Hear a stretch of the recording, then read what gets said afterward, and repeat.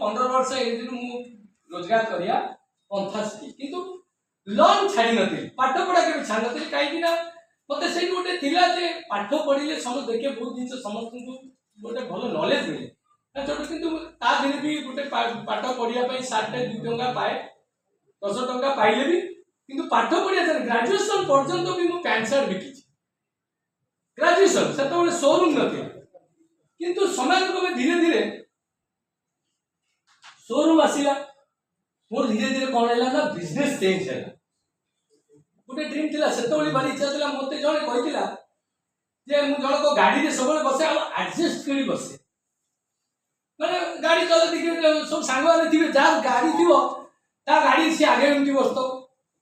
आउ जो माने पैसा न देइथिबे से माने एडजस्ट करतो ता करे कि साउटे मते नै जा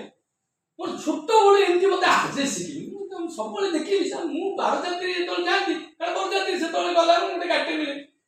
मते एडजस्ट करे पतला था तो पे क्या कर तू लास्ट मते टिकी पछु भी जीवा पड़िला पछे बसी नलांदी